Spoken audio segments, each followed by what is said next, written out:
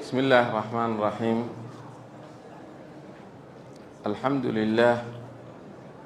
الحمد لله الذي خلق كل شيء فقدره تقديرا، وأشهد أن لا إله إلا الله وحده لا شريك له، قسم الأخلاق بين عباده كما قسم الأرزاق بينهم، وكفى بالله هاديا ومقصدا ونصيرا، وأشهد أن لا إله إلا الله وحده وأشهد أن محمدا عبده ورسوله أرسله ربه بالهدى ودين الحق داعيا وبشيرا ونذيرا، فاق الورى خلقا وخلقا، صلى الله عليه وعلى آله وصحبه وسلم تسليما كثيرا. أما بعد، السلام عليكم ورحمة الله وبركاته. duruusteennii qiimaha badnayd ee culimadeennii ajillada ahayd jazaahum allahu khayr ay halkan ka wadeen, oo anigana macallimiintaydii u badan, ayaynu halkii ka sii wadaynaa in sha allahu tacaala. waxaan horta marka ugu horeysa ata-adab inaan macallimiintaydii halkay fadhiyeen soo fadhiisto. darsiga waxay ku saabsanayeen duruustu sidayn la wada soconay shaksiyadda muslimka ah. caawa in sha allahu tacaala waxaynu bal hadda isxasuusinaynaa shaksiyadda muslimka ah ama muslimka iyo xayada ama xishoodka. af soomaaliga waan raadraadiyey kelmadda alxayaa, markaa waxaa ugu munaasibsanaatay kelmadda la yidhaahdo sariigasho ama sariig. waxaa laga yaabaa inaanay dad badan oo dhallinyarada iyo aada u garanaynin. markaa sariigta ama xayada iyo xishoodka iyo qofka muslimka ah halka ay ka taagan tahay noloshiisa iyo markaa halkay ka taagan tahay mujtamaca muslimka ah. walaalayaal, waxaa loo yaqaano alxayaa ama xishoodku wuxuu ka mid yahay makaarim alakhlaaq, akhlaaqaha kuwa sharfan ee qiimaha badan ee nebi maxamedna sala allahu calayhi wasalam uu yidhi innamaa bucidtu liutamima makaarima alakhlaaq. aniga wax kaleba risaalada ilaahay iguma soo dhiibin oo layma soo saarin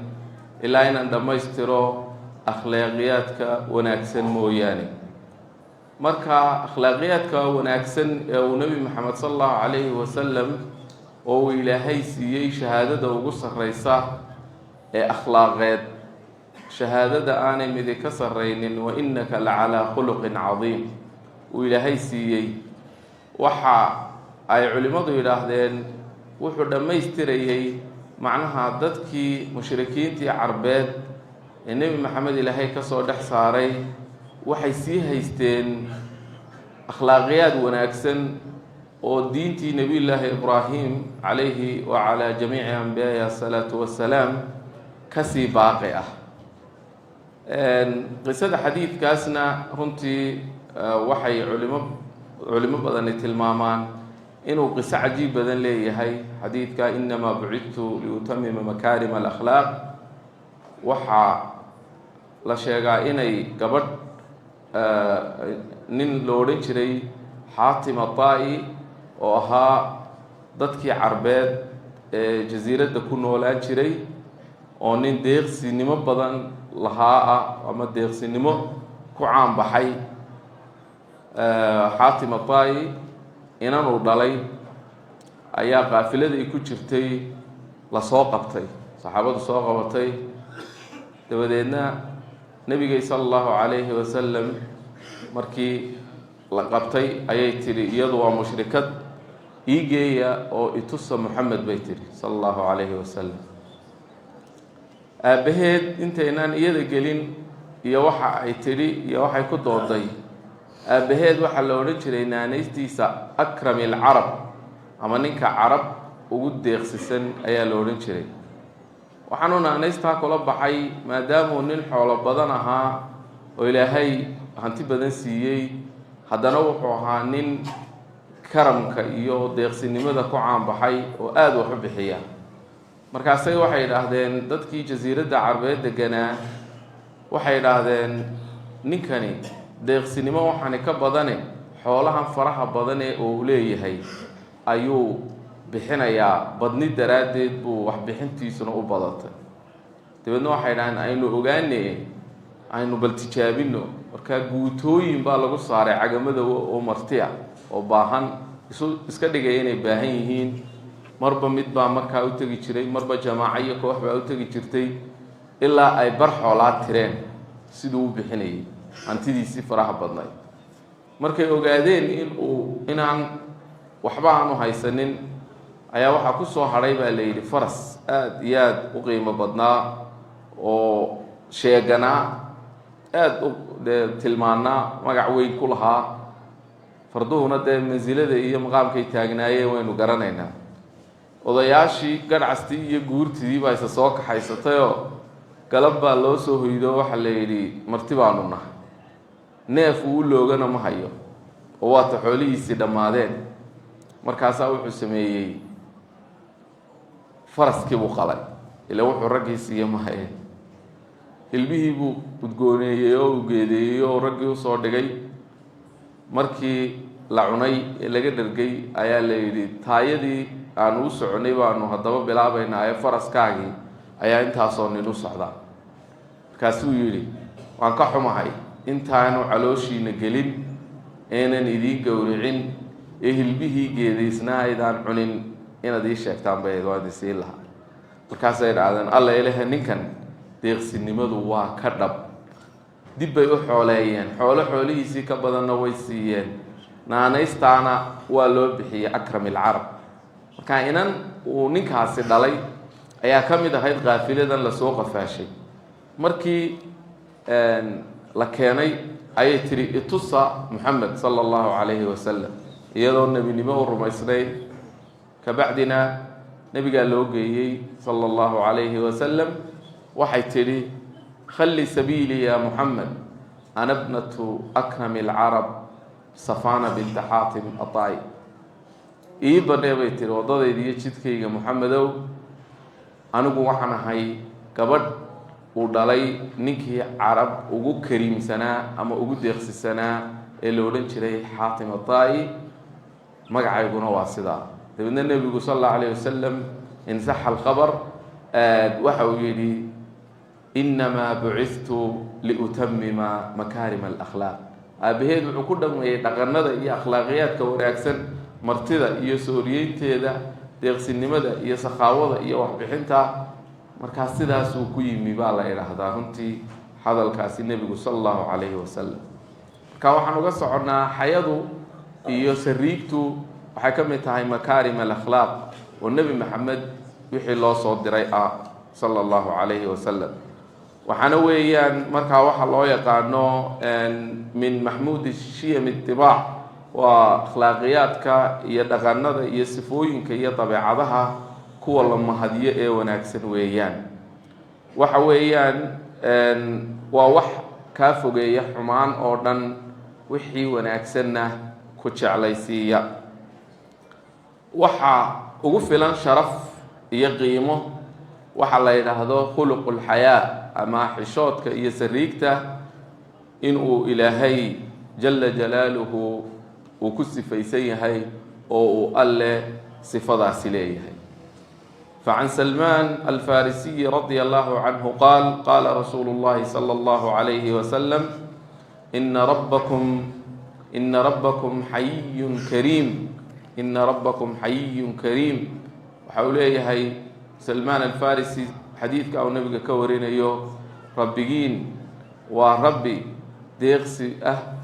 وحشود بدن ولله المثل الأعلى. ووحو الله كحشوضا يستحيي من عبده إذا رفع يديه إليه أن يردهما صفرا. wuxuu ka xishoodaa inuu haddii uu addoonkiisu labada gacmood kor u taago oo uu ilaahay baryo inuu labada gacmood uu ilaahay celiyo iyaga oo madhan oo sifir ah inuu celiyo. allahu akbar. waa xadiis markaasi رواه أبو داود وغيره وحسنه الألباني وحديث حسنة وحن أركينا علشان إلهي وحكا حشون يا أدون كيسي مركو لبدا قعمود كور أتاغو إنو إيغو أو إبرع علي مركو دعيسان يدعو مركاسي قلبي سكا إيمانيسا إلهينا حاجدي سوء بندقنا الله أكبر نبا وحيلي isaga oo xadiidkaasi ka runtii dhimbiil qaadanaya ayaa ilaahay buu ka waramayay iyo deeqihiisa markaa wuxuu yidhi adaa deeq biirtay iyo fadliga dheeraad baxsho albaabkaaga u ballaqan addoon baahii waddo rabbow baryo kuugu yimi ku hoos dhigay baabacada waxa runtii sifadaasi waa sifo uu nabi maxamed sallallahu alayhi wasallam inoo sheegay inuu ilaahay leeyahay ambiyada iyo rusushuna waxay ahaayeen akhlaaq iyo dhaqan ahaan dadka ugu dhamayska tiran waxaana ugu sareeyay nabigeena sallallahu alayhi wasallam sidaynu sheegnay oo ilaahay shahaadadii ugu sareysay siiyay qurux iyo haybad iyo jalaal iyo sharaf iyo weyni ayaanay runtii u ahayd saxaabiga la yidhaahdo abi saciidin alkhudriy radia allahu canhu waxa uu nebiga ka wariyey wuxuu yidhi kaana rasuulu llahi sala allahu calayhi wasalam ashadda xayaa'an min alcadraa'i fii khidriha wuxuu yidhi rasuulkeenu sala allahu alayh wasalam waxa uu ahaa xagga xishoodka mid ka xishood badan ama xishoodkiisu ka daran yahay inanta aqalkeedii ama gurigeedii joogta macnaha inanta afarqaadaysa suuqa ee markay qoslayso gowsdambeedkeeda laga arkaya halkaa ma aha ee tiktoka iyo ku jirta facebooka ma aha waa inanta la tusaalaha lagu bixinaya xadiidka nebiga sala allahu alayh wasalam waa inan xishoonaysa oo xayo huwan oo sharaf iyo qiimo u dhammaystiran yihiin waa xadiid saxiixa oo bukhaari wariyey qur-aankeena wuxuu ilaahay inooga waramay laba hablood ayuu ilaahay qur-aanka inaga waramay qisada macruufka ee taqaanaan labadaa hablood waxa uu nabiyullaahi muusa calayhi wacalaa nabiyina assalaatu wassalaam ayaa qisadaad garanaysaan markii uu iskaga cararay masar ama uu ka cararay meeshii dee fircoon uu dadka ku gumaysanayay ee ku tujileecsanayay ee uu ilaahnimada ku sheeganayay ayuu ninka qabdigaa dilay ayuu iska socday ilaahay buu taladiisa u dhiibtay walamaa warada maaa madyana markii uu yimi meesha madyan la yidhaahdo meel dadku biyaha ka cabaan oo xoolaha laga waraabsado wajada calayhi ummatan min annaasi yasquun waxa uu helay ama uu la kulmay dad halkaa ka waraabsanaya xoolo wawajada min duunihim imra'atayn sokodoodna wuxuu ka helay ama uu kula kulmay laba haweena buu kula kulmay oo taduudaan xoolahoodii aan iyagu waraabinaynin ee celinayo oo ceelkiina u dhow haddana aan waraabinaynin sida dadka kale nabiyullaahi muusa wuu waraysto wuxuu yidhi qaala maa khadbukumaa muxuu idinkaa warkiinu iyo arrinkiinu yahay buu ku yidhi qaalataa laa nasqii xataa yustira alricaau abuna shaykhun kabiir waxay yidhaahdeen annagu xoolaha ma waraabinayno biyaha iyo darkana kuma sii daynayno sababtana way sheegeen oo waxay yidhaahdeen haweenno waanu nahay oo hablaanu nahay sidaadna aragto ragna ma haysanno aabbahayana waa oday waayeela oo aan itaal maanta uu xoolo ku waraabiyo lahayn markuu ogaaday xaaladooda ayaa fasaqaa lahumaa uma tawallaa ila dil wuu u waraabiyey dabeedna geed buu harkii iska tegey halkaasuu ilaahay ku baryey duco qalbigiisa ka timi oo ilaahay markaa nebigaasi uu baryey ilaahayna jawaabtii uu siiyey uu deg deg u siiyey faqaala rabbi innii limaa anzalta ilaya min khayrin faqiir waxa uu yidhi rabbigayow wixii aada i siiso ee wanaag iyo khayra mid u baahi qaba baan ahay rabbigayow mid u baahi qaba oo u baahan baan ahay waxaynu ognahay halkaa markay marayso ilaahay ducadii nebiyullaahi muusa uu ka aqbalay فجاءته إحداهما تمشي على استحياء لبدي هبلون mid ka mida ayaa u timi oo ku soo noqotay iyada oo tamshi ala istihyaa quraanku markaa wuxuu sheegay inantaa wuxuu sawiray ama uu quraanku sifeeyay socodkeedii sidoo ahaa inan bay ahayd inantaasi way xishoonaysay way u timi nabiyullaahi muuse waxaanay u timi tamshi ala istihyaa iyadoo socota oo xishood iyo xishmad iyo sariig huwan oo talaabadeeda iyo socodkeeda ay ka muuqato bay u timi waxaanay ku tiri qaalat inna abi yad'uuka liyajziyaka ajra ma saqayta lana aabahay baa ku rabay tiri oo ku yeedhaya waxaanu kuugu yeedhayaa in uu ka abaaliyo waraabintii aad xoolaha noo waraabisay inuu abaalgudkeedii ku siiyo ayuu markaasi kuugu yeedhaya cajiib inantii way u timi waxay culimada tafsiirku tilmaamaan in uu ku yidhi nabiyullaahi muusa xataa socodkii si aanu shaydaan qalbigiisa wax ugu tuurin ama aanay wax kale u dhicin iyo xishmad iyo xishood daraaddeed hayga horraynin iga dambe dariiqa isagu garan maayo iyada ayaa uga aqoon badan oo geynaysa xataa codka haygu dhawaaqin oo ha ila hadlin marba dhinaca aad doonayso inaad u leexato quruurux yar qaado dhinaca ku tuur dabeedna xaggaasaan u leexanaya sidaasay ku geysay gurigii markii ablahani ilmo nabiyullaahi shucayb bay ahaayeen sidaynu wada garanayno markii ay u tageen falamaa jaa'ahu waqasa calayhi alqasas markii uu u tegay nabiyullaahi muuse ee uu qisooyinkii uga warramay iyo wixii gaadhay wuxuu ku yidhi qaala laa takhaf najawta min alqowmi aldaalimiin wuxuu yidhi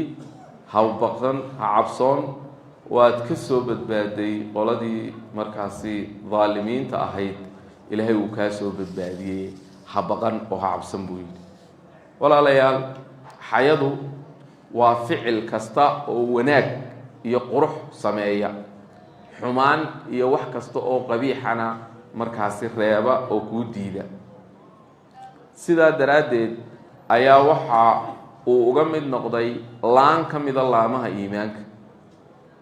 laan ka mida laamaha iimaanka ayay noqotay xayada iyo xishoodku ay noqotay sida xadiidka abaa hurayra uu nabiga ka warinayo ee bukhaari iyo muslimba wariyeen uu rasuulku leeyahay sala allahu calayhi wasalam aliimaanu bidcun wa sabcuuna aw situuna shucba iimaanku waa dhowr iyo 70 ama dhowr iyo 60 laamood fa afdaluhaa qowlu laa ilaaha ila allah waxa ugu sareeya oo ugu fadli badan kelmadda tawxiidka laa ilaaha ila allah wa adnaaha imaadatu adaa can dariiq waxaana ugu hooseeya inaad wadada ka leexiso wixii dhibaya dariiqa iyo dadka macnaha inaad adigu wax kasta oo dhib ah oo dariiqa dadka dhibaya ka leexiso wal hayaa'u shu'batun min al iimaan xishoodkuna waa laan kamida iimaanka ayuu nabigu yiri sallallahu alayhi wasallam waxa aan yaradul istaagaya imaadatu adaa can dariiq waxyaabaha dhaqanka waxa kamida la dayalsado in qofku iska daa in uu dhib wadada ka qaado inuu isagu dhib wadada dhexdeeda dhigo qof baa biyo cabaya cagad biyo cabaya bac buu haystaa warqad buu haystaa waxa laga yaabaa haddii uu dadaalo isaga awoodiisa inuu la heli lahaa meel uu ku rido oo uu ku asturo laakiin bartaasaynu dhigayna waxaba iyaduna dhaqan cajab badana oo beryahan dambe magaaladan Hargeysa aanan hore ugu arki jirin oo ku arkay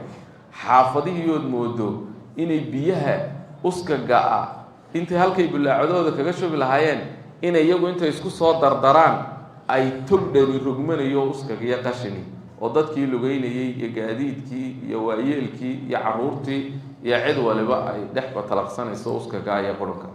run ahaantii waa arrin aan dee innagana dhaqan inoo ahaan jirin aan wanaagsanayna oo markaa aynu isku dardaarayno inaynu dhaqankaa wanaagsan maaha dhaqan gaala leedahay. sheekh mustafa aan u malaynayaa inaan ka dhegaystay beri jazaa allahu khayr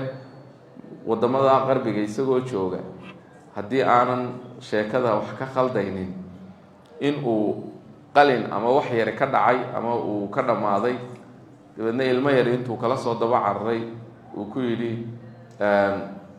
hoo waxana kaa dhacay, dabeedna uu ku yidhi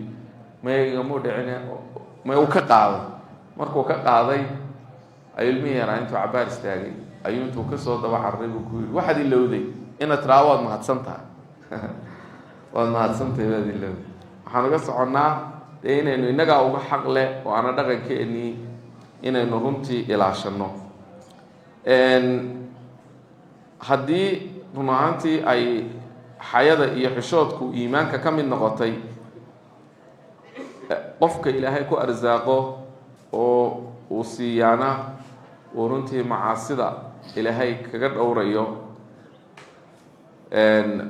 waxa weeyaan nebiguna sala allahu calayhi wasalam axaadiid badan uu ku sheegay oo ka aynu akrinay ka mid yahay, oo uu ka mid yahay xadiidka kale ee cabdillahi bni cumar uu nebiga ka warinayo sala allahu calayhi wasalam alxayaau waaliimaanu qurinaa jamiican faidaa rufica axaduhumaa rufica alaakhar. waxa uu leeyahay xadiidkaa nebigu xayada iyo xishoodka iyo iimaanku waa laba isku xidhan weeyaan, waa laba isku xidhan. haddii qofka mid laga faydo ama laga qaadana kii kalena waa laga qaadaya. waa xadiid saxiixa. waxaa walaalayaal uu nebigu ka dhigay inuu yahay khuluqul islaam ama dhaqanka islaamka inay tahay xayadu. bal hadda waxaad aada ugu fiirsataan xadiidka cabdillaahi bni cabaas radia allahu canhuma uu leeyahay nebigaa yidhi sala allahu calayhi wasalam ina likulli diinin khuluqa, diin kastaaba dhaqan bay leedahay, waina khuluqa alislaami alxayaa, dhaqanka islaamkuna waa xayada iyo xishoodka weeyaan. walaalayaal waxaa la sheegaa inuu cumar bn cabdilcasiis meel uu fadhiyey lasoo hadal qaaday, laga sheekeeyey xayada, dabadeedna dadkii ka sheekaysanayey barh ka midihii yidhaahdeen alxayaau min addiin, xayadu waxay ka mid tahay diinta, oo uu cumar intuu soo jeestay uu yidhi bal huwa addiinu kulluhu, iska daa inay ka mid tahay diinta waa diinta dhammaystirankeedii ama diintii oo dhan weeyaan. markaasi ayuu yidhi cumar bin cabdilcasiis. walaalayaal xayadu noocyay u qaybsantaa. ta ugu sarreysa iyo xishoodka ka ugu sarreeyaana waa inaad ilaahay ka xishooto. sideed ilaahay uga xishoonaysaa? nebi maxamed baa inooga jawaabay sala allahu calayhi wasalam. cabdillaahi bni mascuud xadiidka uu warinayo ayaa waxa uu yidhi,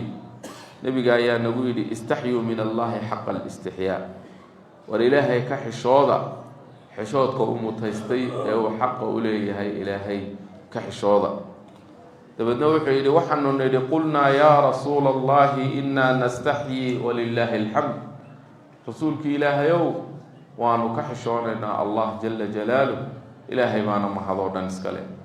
dabadeedna rasuulku wuxuu yidhi laysa daak, saa maaha ama arrinku kaa maaha walaakina alistixyaa'a min allahi xaqa alxayaa, ilaahay xishoodka laga xishoodo, xishoodka uu mudan yahay ee uu xaqa u leeyahay waxa weeyaan an taxfada ara'sa wamaa wacaa, inaad ilaaliso madaxaaga iyo wixii uu weeleeyey ama koobay ama ku dhex jira. an taxfada ara'sa wamaa wacaa, inaad ilaaliso madaxaaga iyo wuxuu weeleeyey wixii uu koobsaday madaxaagu ee ku dhex jira. indhahaaga inaad ilaaliso xaaraan iyo xumaan inaad ka ilaashato, afkaaga inaad ilaaliso xan iyo been iyo isku dir iyo inaad ka ilaaliso waxaan ilaahay banaynin, dhegahaaga inaad ilaashato oo dhegaysiga fawaaxishta iyo waxa xun ee liita aad ka ilaaliso. macnaha inaad madaxaaga iyo wixii ku dhex jira, maskaxdaada inaad ilaashato oo qashin iyo qurun iyo waxaan aakhiriyo adduunyaba ku anfacaynin ku daaliso ood kaga fakerto ood ka buuxiso ood ku xifdido ood ku weeleedoso inaad ka ilaaliso. bal billaahi calaykum xadiidkaasi ilaahay in laga xishoodo, xishoodka uu dhab iyo xaq u leeyahay iyo xaalka maanta u fiirsada. maxaa ka socda miidiyaheena? maxaa dadkii wax la moodayey ay taagan yihiin miidiya? bal kuwa dhalinyarada ah iyo dadka kaleba iska daa, laakiin dadkii waayeelka iyo ama madax ahaa ee siyaasiyiin lahaa ee aqoon-yahan sheeganayey ee maxaan idhaha sheeganayay allahuma salli calaa muxamedin madax dhaqameed sheeganayey idaa kaana rabu lbeyti bidafi taariqin fashiimatu ahli lbeyti raqasu.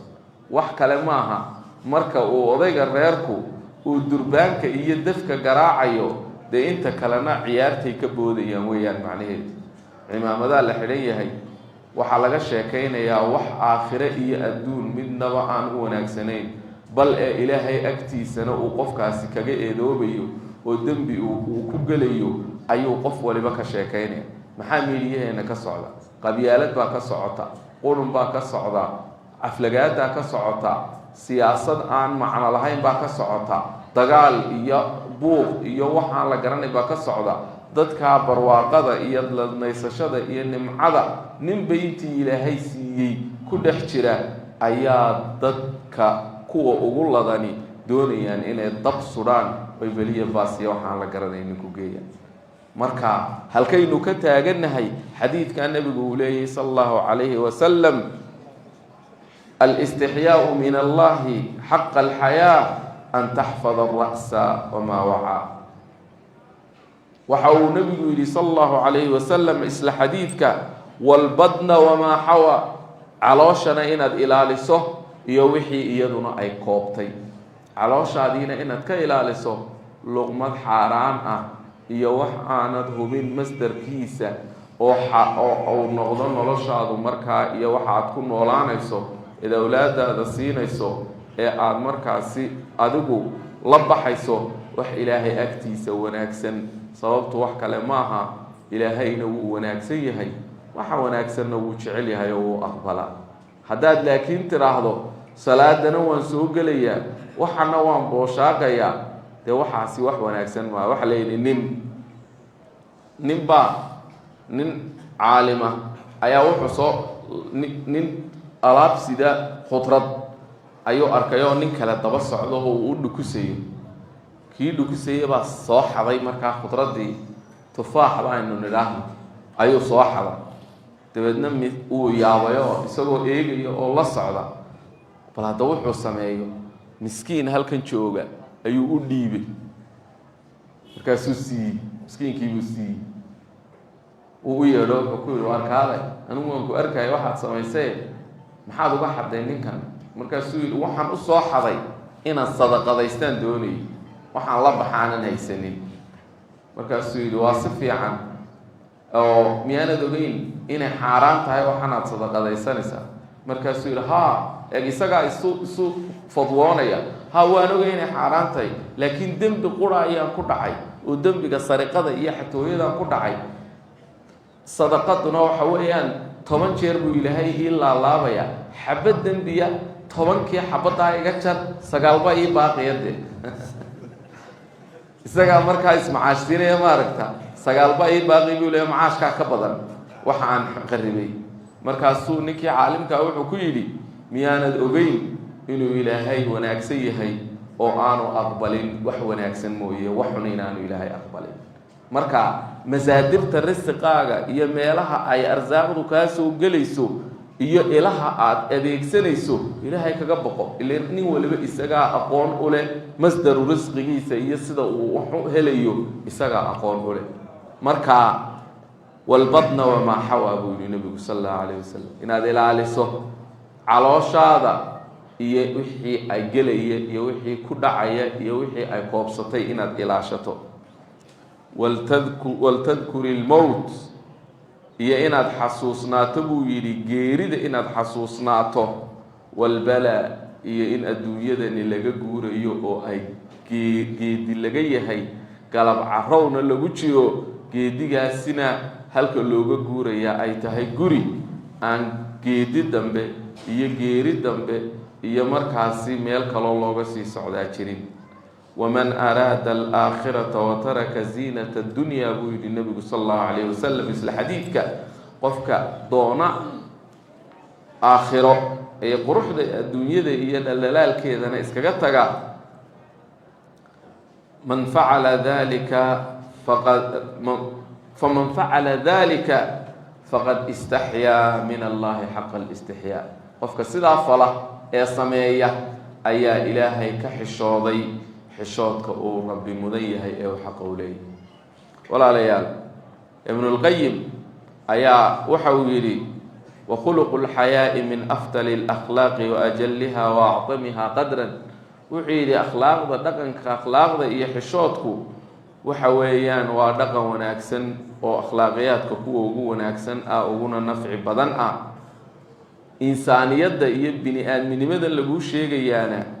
meel kaleba kuma jirtee waxa weeyaan waa xishoodka iyo sariigta ayay insaaniyada la sheegayaa ku jirto haddii ay taasi ka baxdo bini aadminimadii suuradaadii iyo dhiig iyo daahirkii muuqaalkaagii unbaa ka soo haray muuqaalkii oo kaliya ayo qalfoofkii unbaa taagane waa taa aynu arkayno maanta dadkaynu naqaano inay horu mareen ay meel gaadheen gaaladaasi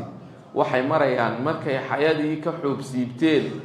ee inay sida xayawaanka noqdaan bal xayawaankiina ay ka sii hooseeyaan waxay marayaan inuu dadka qaarkood yiraahdaan anigu waxaan ahay ay laga bilaabo maanta waxaan isu haystaa inaan ahay ay markaasuu isku ekaysiinaya ay afarta cagood labada baabacood iyo labada luguhu dhulka dhigaya sida aygu u soconaya aybuu la noolaanaya iyagu say u nool yihiin iyagu ka tababaranaya qaar baa bisada uun aaminsan oo haddii lala hadlo sida bisada u ciyaaya oo cuntada uu cunaya cuntada qasacadaysan ee bisaaska la siiyo ee ay meelaha ku hayaan oo kaliya ay tahay halkaasay gaadhay marka insaaniyada gabigeeduba xayada ayay ku soo uraysaa wiil ibn al-qayyim alayhi rahmatullah nimba gabiyo waxa uu gabaygaasi wuxuu leeyahay gabay macruuf oo la wada yaqaano idha lam takhsha aqibata al-layali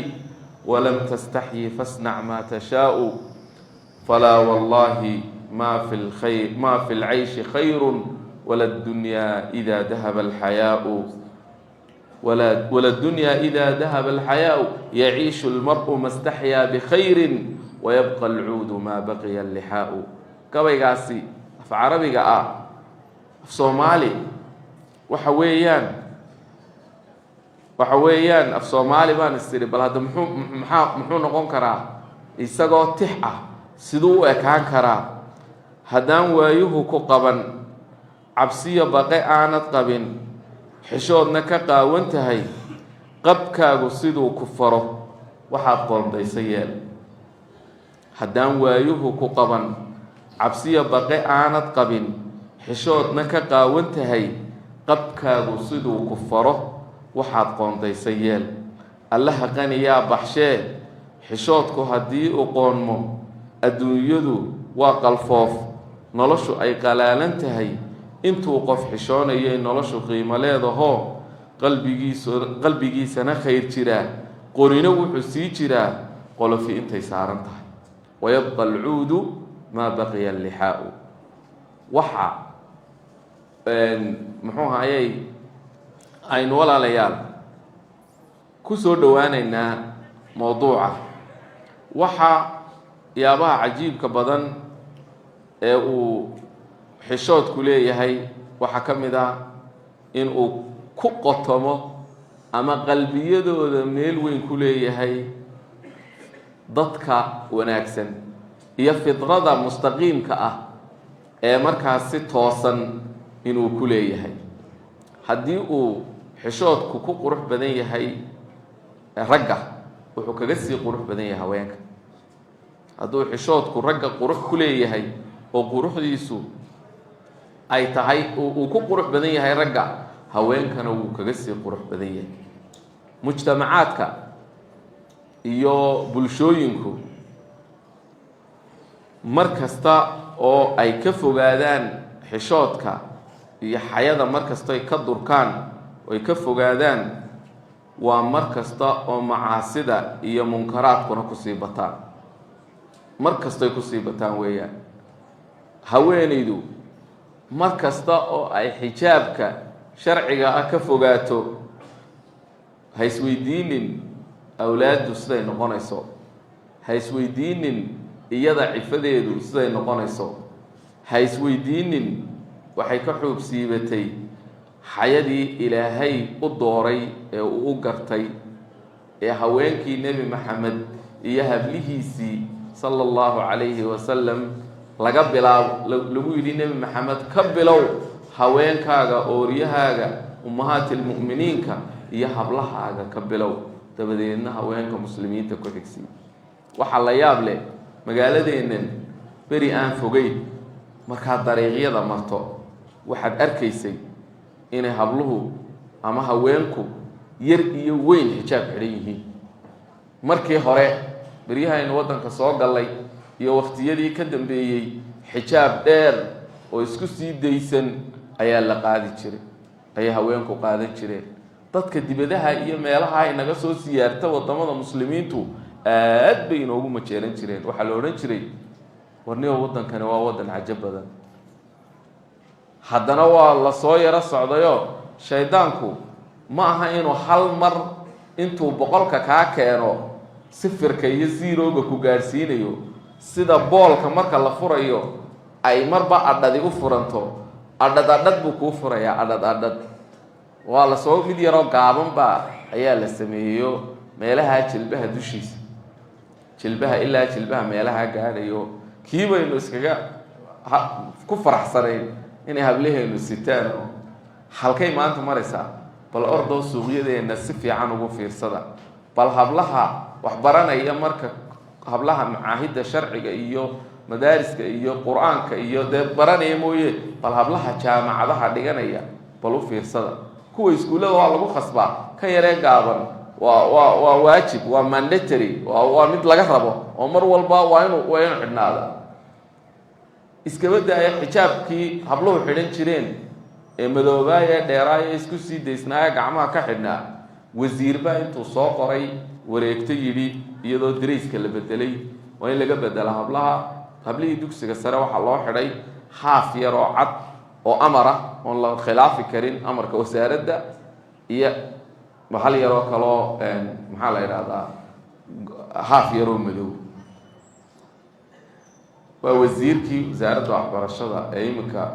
wasaaradda xilkeeda laga bedelay berigii dhowey u fiirsada habluhu wax xidhan yihiin cabaayaduna waa dee qofka waa khamiiskaa dee aynu xidhannahay oo kale khamiiskaa aad xidhan tahay weeyaan xubin kasta oo jidhkeedii ka mida qofkii way muuqanaysaa hadday dadaalaan waxay xidhaan khimaar yar oo inta sare ah berritana maxaa xigi allah inoo sahlo walaalayaal waxyaabaha aynu doonayno inaynu is-aad qalbigeenna bal hadda ugu soo jeedino waxaa ka mid a arrimaha noocaas oo kale ah may dhici jirin beryo dhaweyd saynu sheegnay waxaa la sheegaa markii dowladdii cusmaaniyiintu ay dhacday ayaa waxaa soo galay faransiis baa soo galay gobol ka mida gobolladii turkiga junubka ku yaalay junubka turkiga ku yaalay waqtigaasina muslimiinta habluhu way wada xijaabnaayeen oo xijaabkooday dhag ku wada ahaa kadibna nin generaala oo faransiisa oo ninkii gobolkaasi xukumayay ah ayaa wuxuu arkay hablihii markaasaa wuxuu yidhi laqad dahabat dowlatukum wa antunna al'aana taxta alxukmi alqarbiy wuxuu yidhi dowladdiinnii way ka baxday meeshoo way tagtay waxaanad iminka ku jirtaan ood hoos joogtaan xukunkaa reer galbeedka ah iska tuura waxan oo iska siiba markaasay hablihii way diideen gacantuu ula tegayoo inan buu xijaabkii sidaa uga tuuray nin markaa turki ah oo liin iibinaya meel agtooda ah halkan ay ku wada hadlayaan liin ku iibinaya ayaa maqlay hadalka ficilkii ninkuu arkay qoriguu markaa sitaa ninkan generaalka ah intuu qorigii kala booday ayuu isagii baas mariyey bartii baanu ninkii ku dhintay halkaa kumay joogin arrintu waxa dhacday inay kacdoon uu halkaa ka bilaabmay dabadeedna kacdoonkii aanu istaagin ilaa iyo ay gaadhay 1923 markay taariikhda hijriyadu ahayd muxuu ahay miilaadigu ahayd in ninkii kacdoonkii halkaa ka bilaabmay shacabku gadooday ka gilgishay heeryada gumaysiga iyo gaalada iska dhiciyey waddankoodii iyo markaa gobolkoodii ay soo ceshadeen ninkii waxaa loo dhisay taallo jaamacadna waa loogu magac daray ninkii liinta iibinayey qisadiisana ilaa iyo hadda waxaa lagu dhigtaa iskuullada turkiga ayaa lagu bartaa oo lagu dhigtaa macnaha dadku marka qalbigu u nool yahay waxaa laga yaabaa mujarad inanta halkaa maraysa haddaanad xataa garanayn haddaad intaad soo yaro raacdo tiraahdo iga raalli ahow muraad kale iyo wax kale kuulama socdee xijaabka ayaad ku qurux badan tahay ilaahay baana ma garanaysa ayay sharaftaadii iyo wanaagaagii halkaa geliyey oo saaray ood si yaroo kooban waxaa la yidhaahdaa ruba sudfatin khayru min alfi miicaad alla fara badana kulan yaroo kadisa ah oo ka khayr badan kumanaan kun oo ballamood duruustan iyo muxaadaraadkan culimadeennu waddo waa la soo ballamay waa la soo diyaar garoobay laakiin waxaa laga yaabaa kelmad yaroo qof aad ku tidhi inuu ilaahay qalbigiisa ku rido oo intuu ilaahay qalbigiisa geliyo ilaahayna uu ku anfaco oo uu sidaa markaasi qofkii ku qaato hadihi alwaaxida cahdigii iyadana muxuu ahayey الsuldaan sulaymaan alqanuuni raximah اllah eeg dadka muslimiintu halkay taagnaayeen hanka iyo brightka waxay yidhaahdaan ama qabkoodu halka uu taagnaa ayaynu ka warramaynaa iyo maanta halkeenu xaalka inu inagu ku jirno sulaymaan alqanuuni waqtigiisaas ayaa waxaa la yidhi waxaa soo baxay in faransiiska in ragga iyo dumarku ay ila waa gaale ay wada ciyaari jireen oo dance iyo qoobka ciyaar ay wada ciyaari jireen dabeedna waxaa soo gaadhay khilaafadii warkaasaa soo gaadhay xuduudna way lahaayeen oo dee markaa waddamo jaara bay ahaayeen markaasuu wuxuu u diray warqad ayuu u diray wuxuu yidhi waxay soo gaadhay inay ragga iyo dumarka waddankiinu laqad balaganii ana الrijaala والnisaءa fi bilaadikum yatacaanaquuna amaama الnaas wayataraaqasuuna bishakli yakhtalifi اlxayaa wاlakhlaaq wuxuu yidhi waxay soo gaadhay in ay ragga iyo haweenka dhulkiina iyo waddankiinu inay ismucaanaqeeyaan ay qoorta isweydaarsadaan oo ay wada ciyaaraan qoobka ciyaar wada ciyaaraan si ka duwan ama khilaafsan dhaqanka iyo xayada iyo xishoodka iyo akhlaaqda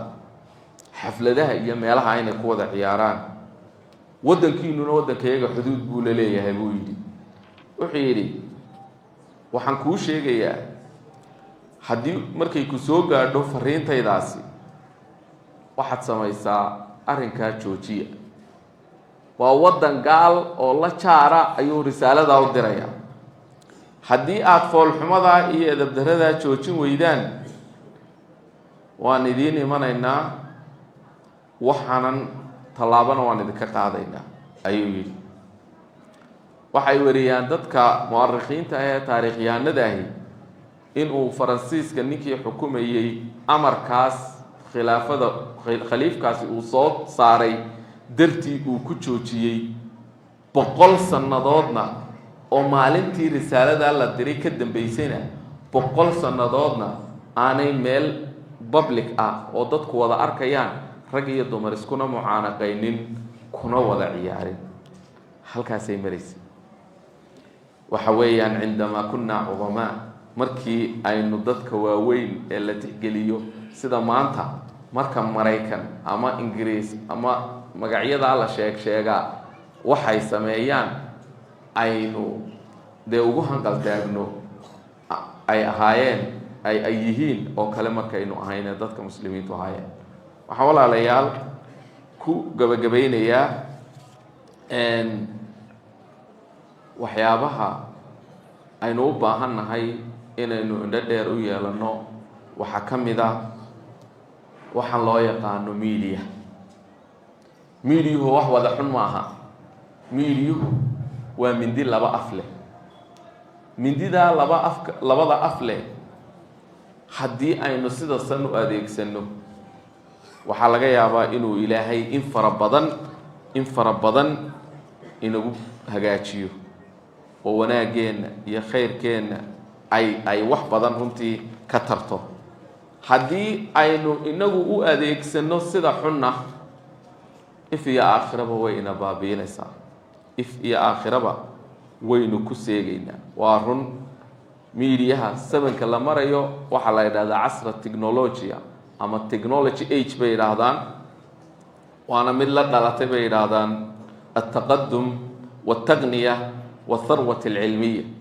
macnaha horumar iyo technology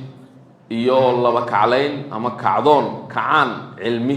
ayuu sidaabaa la yidhaahdaa. barnaamijkaa loo yaqaano altawaasul alijtimaaci inta uu soo baxay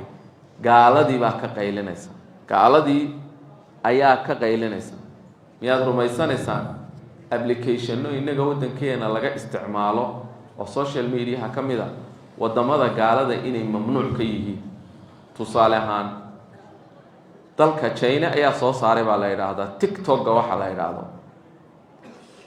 wuxuu jiraa muddo yaroo dhowr sannadooda. waxaa applicationkaasi la soo degay oo isticmaalay in ka badan 2 bilyan oo ruux ayaa isticmaala. adduunyada waxa ugu badnaa China ugu badnaa. iminka waxay yidhaahdeen sanadkii ina dhaafay ee 23kii ayaa waxaa ka badatay Hindiya ayaa ka dad badatay. waddanka adduunka ugu dadka badan oo Hindida ah oo Buddhist iyo Hindus iyo waxaas waa ka mamnuuc. TikTok waxa la yidhaahdaa mamnuuc buu ka yahay, iyagoo ilaashanaya akhlaaqiyaadkooda iyo dhaqankooda iyo qiyamkooda iyo waxay haystaan iyagoo ilaashanaya. waa kuwa haddaan waxbaba aaminsanayn, qaar timaha caabudayaan, qaar looda caabudayaan, qaar cadceedda u sujuudayaan. waa kuwa noocaas. waxani anigu aqoon runtii uma lihi, laakiin dad aqoon fiican u leh baan waraystay. waxyaabaha cajiibka badan ee layga sheekeeye waxaa ka mid ah hablahan inantay ka quruxda badantahay soo fadhiisato xubnaheeda meeliba meeshay uga quruxda badan tahay muujinayso ay halkan joogto waxaba lagu leeyahay. qaar waa iska dhidar onkodkiciyey oo sanqadhow dhinacay ka xigta aan garanaynin oo kama naas laa ba's maca naaska kuwa la yidhaha weeyaanoo way dadkan u beekanoo ilbaxnimo iyo sharaf iyo bay moodayaan. laakiin qaar fara badan accountnay furteen. account buu furanayaa, master card buu qofku samaysanayaa, dabadeedna qaawanidiisa ayaa dadkaa qurbaha jooga iyo dad badan oo qariban iyo dad dal iyo dibadba meeshay doonaan ha joogaane shayaadiinta dee dadka saacide ee ciidamada way caawiya ayaa waxay u soo dirayaan wax la yidhaahdo TikTok gift ayay u soo dirayaan application weeyaan suuradaha ku jira sawiradaha ku jira ayaa midba lacag buu u taagan yahay baaskeelad baa ku jirta dhugdhugle baa ku jirta ubax baa ku jira faras baa ku jira gaari baa ku jira libaax baa hadduu kaa taabto waa sidan dee batanka yaree like too kale ayuu ka dhigan yahay wuu u dirayaa markuu qofku u diro $200 baa usoo dhacaya akoonkiisa ugu dhacay inaad halkaa ka xarigaysa oo xumaan oo dhan samaynaysa ood la yaaban tahay oo indhuhu aanay qaban karaynin ayaa waxaa laga yaabaa iyadu way shaqaynaysaaba dee adigu ma ogid $2,000 bay la hooyanaysaaba leanno dadkaas dabeedna midiba mid bay kusii dayanaysaa halkaasaynu walaalayaal maraynaa wuu jiraa oo dafiri mayno sidaynu sheegnay dee wanaagga uu leeyahay